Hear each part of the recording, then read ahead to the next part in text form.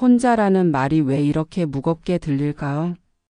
누군가 혼자 밥을 먹는다고 하면 사람들은 걱정스러운 눈빛을 보냅니다. 혼자 산책한다고 하면 외롭겠다고 합니다. 혼자 시간을 보낸다고 하면 아무도 없냐고 묻습니다. 마치 혼자라는 상태 자체가 결핍인 것처럼, 무언가 잘못된 것처럼 세상이 말합니다. 그런데 정말 그럴까요? 평생을 사람들 속에서 살아왔습니다. 직장에서는 동료들과 어울렸고 집에서는 가족들과 함께 했습니다. 아이들이 어릴 때는 학부모 모임이 있었고 일할 때는 회식 자리가 있었습니다. 늘 누군가와 함께였습니다. 그런데 이상하게도 그 많은 사람들 속에서 가장 외로웠던 순간들이 있었습니다. 억지로 웃어야 했던 순간, 하고 싶지 않은 말을 해야 했던 순간, 듣고 싶지 않은 이야기를 끝까지 들어야 했던 순간들. 그때 진짜 외로움이 무엇인지를 느꼈습니다. 오늘은 혼자라는 것에 대해 이야기하고 싶습니다. 두렵고 불쌍한 것으로서의 혼자가 아니라 깊고 풍요로운 것으로서의 혼자에 대해서입니다. 한 분의 이야기를 들려드리겠습니다. 74세 강명철 씨는 평생을 의사로 살았습니다. 27의 작은 내과 의원을 열어 46회를 한자리에서 환자들을 돌봤습니다. 그의 하루는 늘 빽빽했습니다. 아침 8시에 문을 열면 저녁 7시가 되어야 마지막 환자를 보낼 수 있었습니다. 점심을 제대로 먹은 날이 손에 꼽을 정도였습니다. 화장실도 마음 놓고 가지 못했습니다. 그래도 좋았습니다. 자신이 필요한 곳이 있다는 것, 자신을 기다리는 사람들이 있다는 것, 그것이 삶의 이유였습니다. 그런데 나이가 들어 눈이 나빠지고 손이 떨리기 시작하면서 결국 의원 문을 닫아야 했습니다. 마지막 날 오래된 환자들이 찾아왔습니다. 30년 넘게 다니신 분들이 꽃을 들고 왔습니다. 눈물을 흘리는 분도 있었습니다. 강명철 씨는 그날 웃으며 인사를 했습니다. 그런데 집으로 돌아오는 길에 발걸음이 무거웠습니다. 아무것도 없어진 것 같은 느낌이었습니다. 다음 날 아침부터 시작됐습니다. 평생 6시에 눈이 떠졌는데 그날도 6시에 눈이 떠졌습니다. 그런데 갈 곳이 없었습니다. 입을 옷을 고르지 않아도 됐습니다. 서두르지 않아도 됐습니다. 그 느슨함이 이상하게 불편했습니다. 마치 늘 차 있던 그릇이 갑자기 텅 빈 것 같은 느낌이었습니다. 처음 몇 달은 사람들을 만나려고 했습니다. 의사 모임에 나갔고 동창 모임에도 나갔습니다. 그런데 돌아오면 왜인지 더 피곤했습니다. 모임에서는 누가 어느 병원 원장이 됐다는 이야기, 누구 자식이 외국에서 공부하고 있다는 이야기, 누가 얼마의 건물을 샀다는 이야기들이 오갔습니다. 강명철 씨는 그저 듣고 있었습니다. 말할 것이 없었습니다. 예전에는 진료 이야기, 환자 이야기가 있었는데 이제 그것이 없었습니다. 의사라는 역할이 사라지니 할 말도 사라진 것 같았습니다. 어느 날 오후 혼자 서재에 앉아 있다가 책장을 훑어보았습니다. 의학 서적들 사이에서 오래된 책 한 권이 눈에 들어왔습니다. 마르쿠스 아우렐리우스의 명상록이었습니다. 의대 다닐 때 누군가에게 선물 받은 책이었는데 한 번도 제대로 읽지 못했습니다. 그냥 집어들었습니다. 달리 할 것도 없었습니다. 첫 페이지를 넘겼습니다. 새벽에 일어나기 싫을 때 이렇게 생각하라. 나는 사람으로서 해야 할 일을 하러 일어나는 것이다. 강명철 씨는 그 문장 앞에서 한참 멈췄습니다. 로마의 황제가 세상에서 가장 많은 것을 가진 사람이 새벽에 일어나기 싫다고 느꼈다는 것이 이상하게 위로가 됐습니다. 그리고 그 다음 문장을 읽었습니다. 내가 만들어진 것은 이불 속에 웅크리기 위해서가 아니라 일어나 세상을 마주하기 위해서다. 강명철 씨는 그 책을 그날 오후 내내 읽었습니다. 밥 먹는 것도 잊었습니다. 아내가 저녁을 부르러 와서 그제야 책에서 눈을 들었습니다. 얼마 만에 뭔가에 이렇게 빠져봤는지 기억이 나지 않았습니다. 그날 이후 강명철 씨는 서재에 앉아 있는 시간이 늘었습니다. 명상록을 다 읽고 나서 다른 책들을 꺼냈습니다. 에픽테토스를 읽었습니다. 세네카를 읽었습니다. 평생 바빠서 읽지 못했던 책들이 거기 있었습니다. 책을 읽으면서 이상한 일이 생겼습니다. 오래된 질문들이 올라오기 시작한 것입니다. 나는 무엇을 위해 살았는가? 나는 지금 무엇을 원하는가? 환자를 고치는 것이 나의 사명이었는데 그것이 끝난 지금 나는 누구인가? 그 질문들이 처음에는 불편했습니다. 답을 찾으려 하면 더 막막해졌습니다. 그런데 시간이 지나면서 깨달았습니다. 그 질문들의 답이 있어야 하는 것이 아니라는 것을, 질문과 함께 앉아 있는 것 자체가 이미 무언가라는 것을. 어느 날 오후 강명철 씨는 가까운 산에 혼자 올라갔습니다. 특별한 목적이 없었습니다. 그냥 걷고 싶었습니다. 평소에는 걸을 시간이 없었고 시간이 생겨도 혼자 걷는 것이 어색했습니다. 그런데 그날은 달랐습니다. 나무 사이로 햇살이 내려왔습니다. 발밑에 낙엽 밟히는 소리가 났습니다.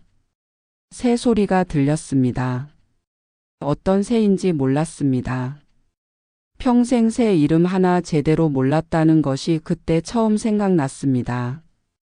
강명철 씨는 걸음을 멈추고 소리 나는 쪽을 바라보았습니다. 나뭇가지 위에 작은 새 한 마리가 앉아 있었습니다. 새는 강명철 씨를 보더니 날아가 버렸습니다. 그 순간이 이상하게 아름다웠습니다. 평생 수많은 사람을 봤지만 새 한 마리가 이렇게 마음에 남은 적은 없었습니다. 바쁘게 살아오면서 보지 못했던 것들이 너무 많았구나 하는 생각이 들었습니다. 그것이 두렵거나 슬프지 않았습니다. 오히려 지금이라도 보게 됐다는 것이 감사했습니다. 산을 내려오면서 강명철 씨는 처음으로 혼자라는 것이 나쁘지 않다고 느꼈습니다. 아니, 혼자이기 때문에 비로소 보이는 것들이 있다고 느꼈습니다. 강명철 씨의 이야기에서 우리가 생각해 볼 것이 있습니다. 사람은 역할이 사라지면 자신이 사라진다고 느낍니다. 의사였던 사람은 진료실이 없어지면 자신이 누구인지 모르게 됩니다. 교사였던 사람은 교단에서 내려오면 자신이 어디에 있어야 하는지 모르게 됩니다. 회사원이었던 사람은 명함이 사라지면 자신의 무게가 사라지는 것 같다고 느낍니다. 오랫동안 가정을 돌봐온 사람은 자식들이 모두 떠나면 자신의 존재 이유가 없어진 것 같다고 느낍니다. 이것은 우리가 평생 역할과 자신을 동일시하며 살아왔기 때문입니다. 우리 세대는 특히 그랬습니다. 내가 무엇을 하는 사람인가가 내가 누구인가와 같은 말이었습니다. 직업이 정체성이었습니다. 역할이 존재였습니다. 그것이 나쁜 것이 아니었습니다. 그 역할에 충실하게 살았기에 가족이 유지됐고 사회가 돌아갔습니다. 그 헌신이 값진 것입니다. 그런데 이제 그 역할들이 하나씩 끝나고 있습니다. 그럴 때 역할이 끝난 것이지 내가 끝난 것이 아니라는 것을 알아야 합니다. 역할 뒤에 직함 뒤에 가면 뒤에 있던 진짜 나를 이제 비로소 만날 시간이 온 것입니다. 그 만남이 무섭습니다. 낯설기 때문입니다. 평생 역할 속에 가려져 있던 자신과 마주하는 것이니까요. 스위스의 심리학자 카를 구스타프 융은 인생의 후반부를 이야기하며 이런 말을 했습니다. 인생의 전반부는 세상으로 나아가는 시간이고 후반부는 자신에게로 돌아오는 시간이다. 전반부의 지도로 후반부를 항해하려 한다면 길을 잃는다. 전반부의 지도. 그것은 더 많이, 더 빨리, 더 높이였습니다. 열심히 일하고 사람을 많이 사귀고 인정받고 성과를 내는 것이었습니다. 그 지도가 후반부에는 통하지 않습니다. 후반부에는 다른 지도가 필요합니다. 더 깊이, 더 천천히, 더 나답게. 그것이 후반부의 지도입니다. 많은 분들이 이런 말씀을 하십니다. 나이 들면서 친구들이 다 어디 갔는지 모르겠다고. 연락이 뜸해지고 모임도 줄었다고. 그것이 서운하다고. 내가 뭘 잘못한 것인지 모르겠다고. 그런데 생각해 보십시오. 진짜 서운한 것이 친구가 줄어서입니까? 아니면 친구라고 생각했던 사람들이 사실은 그렇지 않았다는 것을 알게 돼서입니까? 우리가 살아오면서 맺은 수많은 관계들 중에 순수하게 나라는 사람을 좋아해서 생긴 관계가 몇이나 됩니까? 같은 직장에 있어서 같은 동네에 살아서 자식들이 같은 학교에 다녀서 이런 조건들이 우리를 묶어준 것입니다. 조건이 사라지면 관계도 자연스럽게 옅어집니다. 그것은 배신이 아닙니다. 인간관계의 본래 모습입니다. 16세기 프랑스의 철학자 미셸 드 몽테뉴는 우정에 대해 이런 말을 했습니다. 진정한 우정은 이유를 대지 못합니다. 그냥 그 사람이기 때문이라고 밖에 말할 수 없는 것이 진짜 우정입니다. 그냥 그 사람이기 때문에. 조건이 아니라 존재 자체로 서로를 받아들이는 관계. 그런 관계가 살면서 몇이나 됩니까? 손가락에 꼽히면 많은 겁니다. 어쩌면 한두 명이면 충분합니다. 아니, 한두 명이면 이미 풍요로운 삶입니다. 관계의 숫자를 줄이는 것이 가난해지는 것이 아닙니다. 진짜 관계만 남기는 것입니다. 걸음질을 하는 것입니다. 금을 채취하는 것처럼 흙을 걸러내고 나면 남은 것이 더 빛납니다. 그렇다면 혼자 있는 시간은 어떻게 보내야 할까요? 많은 분들이 혼자 있는 시간이 생기면 어떻게 해야 할지 모른다고 하십니다. 텔레비전을 켜게 되거나 핸드폰을 들게 되거나 괜히 냉장고를 열게 된다고 하십니다. 무언가로 그 시간을 채우지 않으면 불안하다고 하십니다. 그 불안이 어디서 오는지 생각해 보신 적이 있습니까? 그것은 자기 자신과 단둘이 있는 것이 낯설기 때문입니다. 평생 다른 사람들과 함께 있으면서 다른 사람들을 돌보면서 다른 사람들의 필요에 응하면서 살아왔기 때문에 자신과만 있는 상황이 어색한 겁니다. 나는 나 자신에게 낯선 사람이 되어 있는 것입니다. 고대 그리스의 신정 기둥에는 이런 말이 새겨져 있었다고 합니다. 너 자신을 알라. 소크라테스가 평생 이 말을 붙들었습니다. 왜 이 말이 그토록 중요한 것이었을까요? 자신을 모르면 제대로 살 수 없기 때문입니다. 자신이 무엇을 원하는지, 무엇을 좋아하는지, 무엇을 두려워하는지, 어떤 사람인지를 모르면 남의 기대에 맞추어 사는 인생이 되어버립니다. 그리고 우리는 대부분 그렇게 살아왔습니다. 남이 원하는 것을 해왔습니다. 부모가 원하는 사람이 되려 했고, 배우자가 원하는 사람이 되려 했고, 자식들에게 좋은 부모가 되려 했고, 사회가 요구하는 역할을 하려 했습니다. 그 과정에서 내가 진짜 원하는 것이 무엇인지 물어볼 겨를이 없었습니다. 이제 그것을 물어볼 시간이 온 것입니다. 혼자 있는 시간은 그 질문을 시작하는 시간입니다. 나는 무엇을 좋아하는가? 어떤 음식이 진짜 맛있는가? 어떤 시간이 편안한가? 어떤 사람과 함께 있으면 기운이 나는가? 이런 질문들을 스스로에게 던져보는 시간입니다. 에픽테토스는 이런 말을 했습니다. 자유는 외부 조건에 있지 않다. 자신이 원하는 것과 원하지 않는 것을 명확히 아는 것, 그것이 자유다. 우리가 평생 자유롭지 못했던 것은 가난해서도 못 배워서도 아니었습니다. 자신이 진짜 무엇을 원하는지 몰랐기 때문입니다. 이제 알아갈 시간이 있습니다. 그것이 노년이 주는 선물입니다.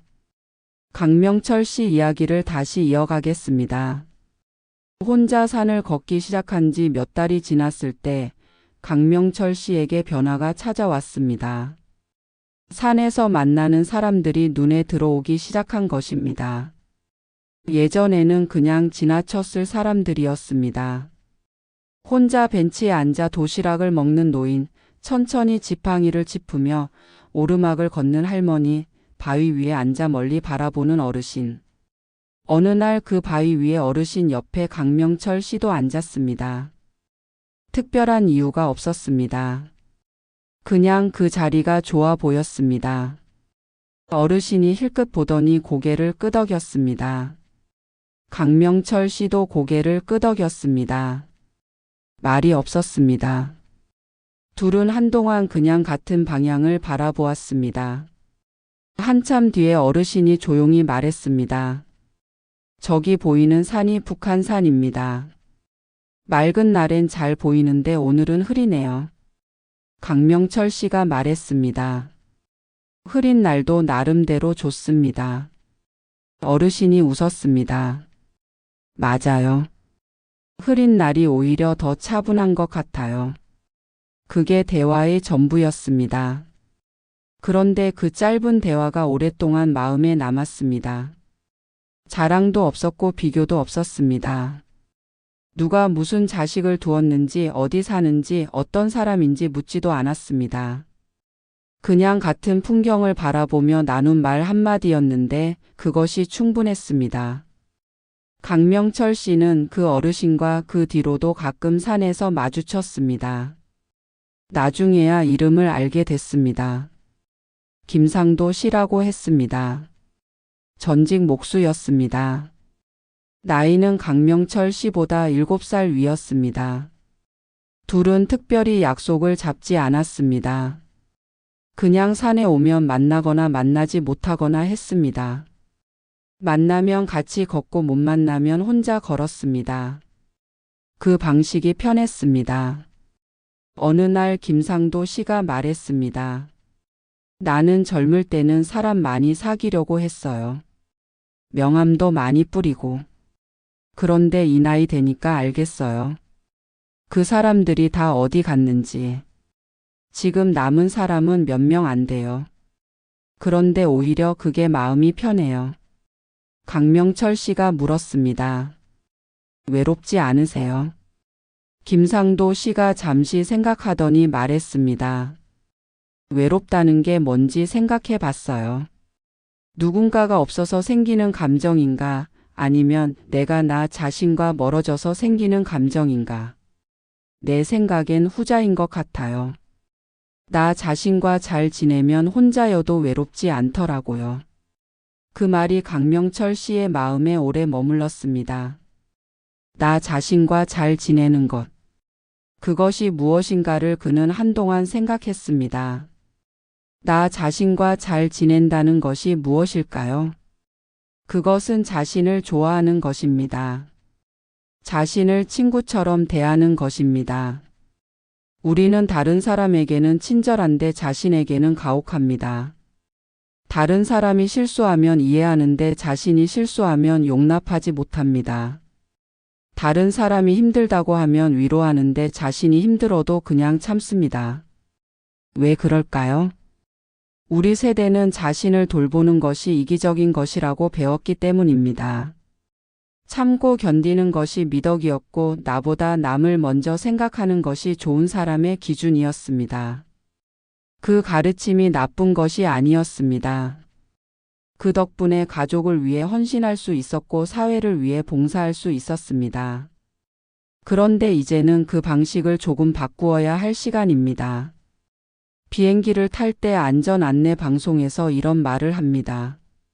산소 마스크는 먼저 자신에게 착용한 뒤 다른 사람을 도우십시오. 자신이 먼저 숨을 쉴 수 있어야 다른 사람을 도울 수 있기 때문입니다. 삶도 그렇습니다. 내가 먼저 괜찮아야 다른 사람을 진심으로 돌볼 수 있습니다.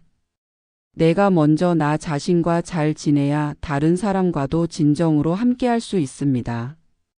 나 자신과 잘 지낸다는 것은 자신의 목소리를 듣는 것입니다. 내가 지금 무엇을 느끼는가? 지금 피곤한가, 슬픈가, 외로운가, 기쁜가?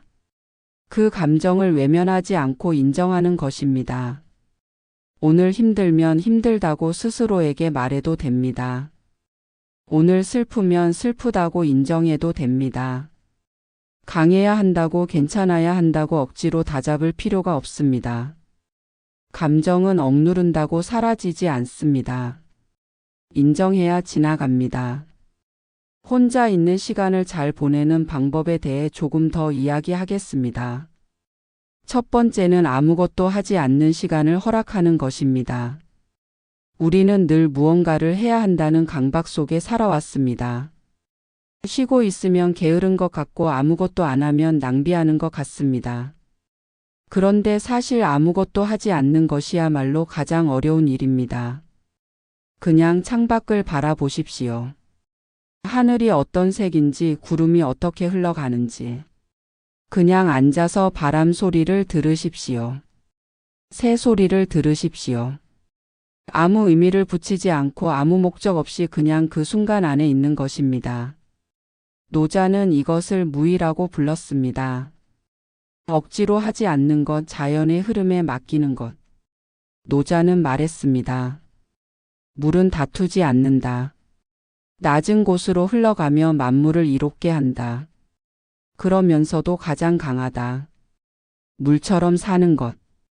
억지로 거스르지 않고 낮은 곳을 마다하지 않고 그냥 흘러가는 것. 그 안에 오히려 큰 힘이 있습니다. 아무것도 하지 않는 시간이 처음에는 불편합니다. 10분이 1시간처럼 느껴집니다. 뭔가 해야 할 것 같습니다. 그래도 가만히 있어 보십시오. 며칠 지나면 달라집니다. 그 비어있는 시간이 가장 충만한 시간이었다는 것을 알게 됩니다. 두 번째는 몸을 쓰는 것입니다. 머리로만 너무 많이 살아왔습니다. 걱정하고 계획하고 분석하고 판단하는 것은 모두 머리의 일입니다. 그런데 몸은 늘 지금 이 순간에 있습니다. 몸을 쓰면 머리가 조용해집니다. 걷는 것이 좋습니다. 특별한 목적지 없이 그냥 걷는 것입니다. 운동을 위해서가 아니라 그냥 걷기 위해서 걷는 것입니다. 발이 땅에 닿는 느낌을 느끼면서 공기가 폐로 들어오는 것을 느끼면서 걷는 것입니다.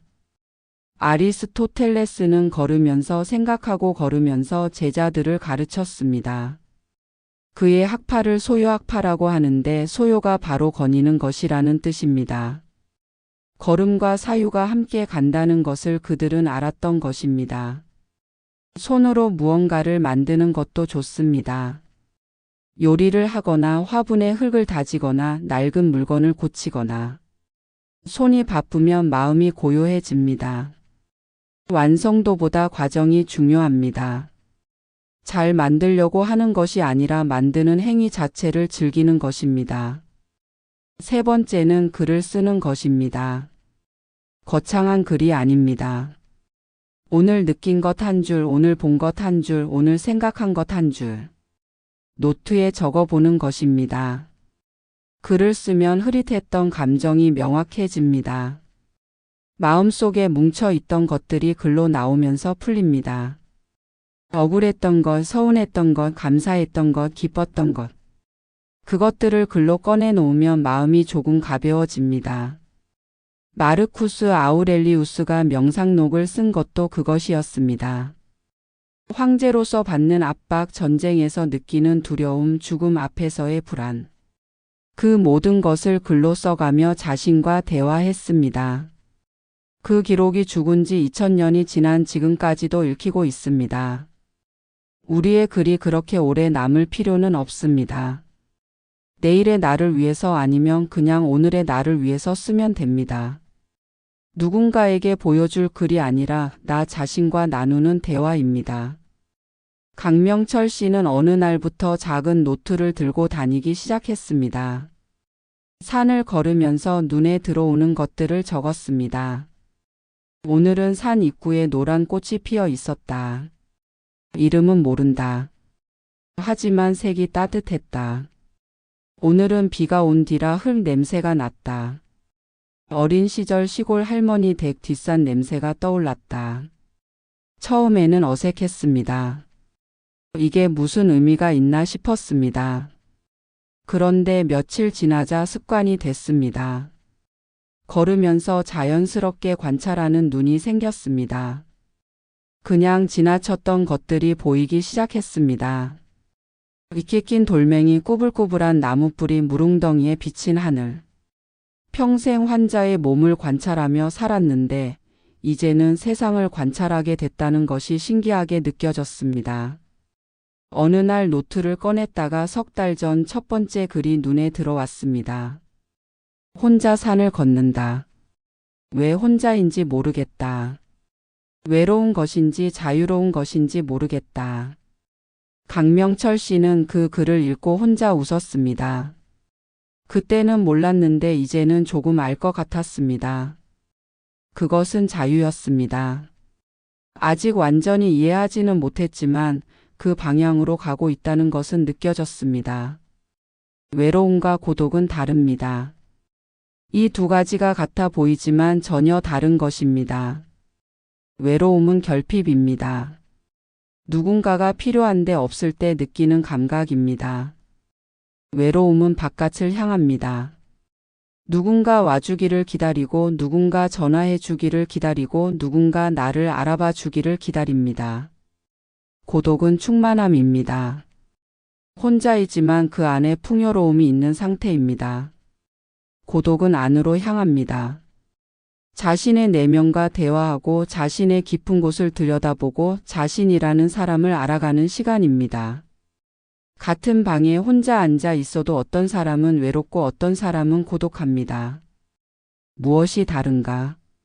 자신과의 관계가 다릅니다. 자신을 편안하게 받아들이는 사람은 혼자여도 외롭지 않습니다. 자신으로부터 도망치고 싶은 사람은 혼자 있으면 괴롭습니다.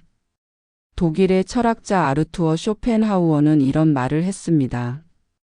혼자 있는 것을 즐길 수 있는 능력은 지성의 척도다. 왜냐하면 오직 자기 자신만이 완전한 동반자이기 때문이다. 자신이 완전한 동반자가 될 수 있다는 것. 그것이 고독의 의미입니다. 자신과의 관계가 충분히 풍요로워지면 다른 사람과의 관계도 달라집니다. 외로움에서 비롯된 관계가 아니라 선택에서 비롯된 관계를 맺을 수 있게 됩니다. 결핍이 아니라 풍요에서 나누는 관계. 그것이 진정한 관계입니다. 나이가 든다는 것이 두려운 것만은 아닙니다. 나이가 들면 잃는 것이 있습니다. 건강이 예전 같지 않고 기억이 조금씩 흐릿해지고 몸이 뜻대로 움직이지 않습니다. 그것은 사실이고 부정할 수 없습니다. 그런데 나이가 들면서 얻는 것도 있습니다. 그것을 우리는 자주 잊습니다. 판단이 느려집니다. 젊을 때는 빠르게 판단했습니다. 이것은 좋은 것, 저것은 나쁜 것, 이 사람은 믿을 만한 사람, 저 사람은 조심해야 할 사람. 빠른 판단이 능력처럼 보였습니다. 그런데 나이가 들면 그 판단이 느려집니다. 처음에는 그것이 능력이 줄어드는 것 같아 걱정됩니다. 그런데 사실은 지혜가 생긴 것입니다. 세상이 그렇게 단순하지 않다는 것을 알기 때문에 쉽게 판단하지 않게 된 것입니다. 흔들리지 않게 됩니다. 젊을 때는 쉽게 흔들렸습니다. 남이 뭐라 하면 마음이 흔들리고 비교당하면 자존심이 상하고 원하는 것을 못 얻으면 좌절했습니다. 그런데 나이가 들면 그 흔들림이 줄어듭니다. 살다 보니 별것 아닌 것들이 있더라는 것을 알게 된 것입니다. 뿌리가 깊어진 것입니다. 덜 중요한 것들이 보입니다. 젊을 때는 많은 것이 중요해 보였습니다. 남의 시선, 사회적 성공, 물질적 풍요. 이 모든 것이 중요한 것처럼 느껴졌습니다. 그런데 나이가 들면 정말 중요한 것들이 무엇인지 보이기 시작합니다. 건강, 감사, 지금 이 순간. 그것이 전부라는 것을 알게 됩니다. 일본의 노 극작가 세아미 모토키오는 이런 말을 남겼습니다. 꽃은 피고 진다. 그러나 씨앗은 남는다. 겉으로 보이는 아름다움은 사라지지만 그 본질은 남는다. 나이가 들면서 꽃은 집니다. 그런데 씨앗은 남습니다. 살아온 세월이 씨앗으로 남아 있습니다. 그 씨앗 안에 무엇이 들어있는지 이제 조용히 들여다볼 시간이 있습니다. 강명철 씨는 의원 문을 닫은 지 2년이 지난 어느 봄날 아침에 이런 글을 노트에 썼습니다. 오늘 아침 산길에서 개나리를 보았다. 노란색이 눈부셨다. 저 꽃이 피기 위해 겨울을 견뎌냈다는 것이 새삼 놀라웠다. 나도 지금 무언가를 견디고 있는 것인지 아니면 이미 봄인 것인지 모르겠다. 어쩌면 봄인 것 같기도 하다. 그리고 그 옆에 이렇게 썼습니다. 오늘은 혼자였지만 외롭지 않았다. 그것으로 충분했습니다. 여기까지 들으시면서 어떤 생각이 드셨습니까? 혼자라는 것이 두렵게 느껴지는 분도 계실 것입니다. 이미 혼자이지만 괜찮다고 느끼시는 분도 계실 것입니다. 아직 혼자가 무엇인지 잘 모르시는 분도 계실 것입니다. 어느 것이든 괜찮습니다. 우리는 각자의 속도로 각자의 길을 걷고 있습니다. 누군가보다 빨라야 할 이유도 없고 누군가처럼 되어야 할 이유도 없습니다. 내 걸음으로 걸으면 됩니다. 한 가지만 말씀드리겠습니다. 오늘 잠들기 전에 딱 5분만 아무것도 하지 마십시오. 핸드폰도 내려놓고 텔레비전도 끄고 그냥 조용히 앉아 계십시오. 그 5분 동안 자신에게 물어보십시오. 오늘 나는 어땠는가? 힘든 것은 없었는가? 기뻤던 순간은 있었는가? 그 질문에 꼭 답을 내지 않아도 됩니다. 그냥 물어보는 것으로 충분합니다. 자신에게 관심을 기울이는 것, 그것이 나 자신과 잘 지내는 첫걸음입니다. 세네카는 이런 말을 했습니다. 자신에게로 물러나라. 가능한 한 좋은 사람들과 함께하라. 하지만 무엇보다 자기 자신과 함께하라. 자기 자신과 함께하는 것. 그것이 혼자 있는 것의 진짜 의미입니다. 그것은 고립이 아닙니다. 귀환입니다. 오랫동안 바깥을 향해 달려왔다가 마침내 자신에게로 돌아오는 것입니다. 당신은 오래 달려왔습니다. 이제 돌아와도 됩니다. 자신에게로 지금 이 순간으로 조용한 고독 속으로. 그 안에 생각보다 많은 것이 있습니다. 생각보다 따뜻한 것이 있습니다. 생각보다 풍요로운 것이 있습니다. 혼자여도 충분합니다. 아니, 혼자이기에 비로소 만날 수 있는 것들이 있습니다. 오늘도 수고 많으셨습니다.